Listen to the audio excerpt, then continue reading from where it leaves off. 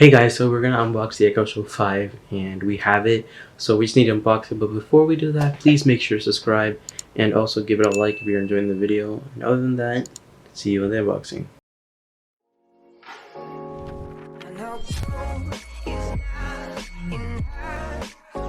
So let's just get this unboxed. So first we have is the Echo Show 5 at the start, and once I feel it, it's pretty heavy, but that wouldn't be a problem for me considering that it's going to be in my bedroom.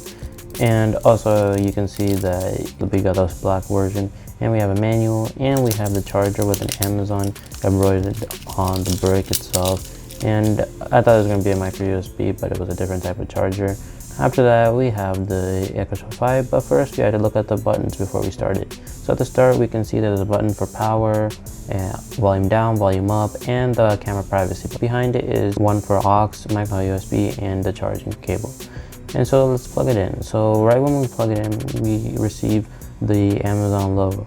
One thing to consider is that ours was a used version, so the person who had it before did not reset or factory reset this Echo Show 5. So right when we started with the Echo Show 5, it didn't bring us to the startup screen, rather it brought up the clock face. But then after that, we realized that it was in factory reset it, so we had to factory reset it to make it be able to connect to our account. But right after we did that, it should look like this. So first we selected our language, did some basic things such as connecting to Wi-Fi, entering our Amazon account of course, and selecting our region, our time zone, and our address.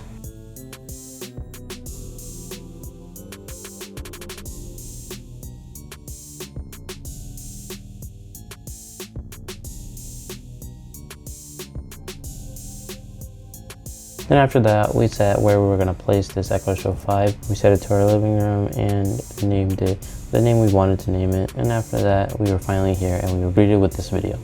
Hi, we're glad you're here. It's time to get you and your Echo Show 5 off and running. And before you knew it, we were set up and we were watching TikTok. And for my first impression, it is pretty good. It's really responsive considering that it's only a small touchscreen display.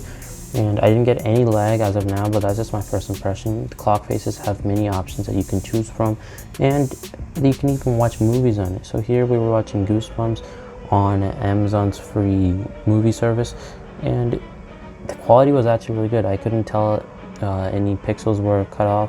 I couldn't see any pixels, meaning that the quality was really high. And also, that's the end of this video. If you want more, please make sure to subscribe, and thanks for watching.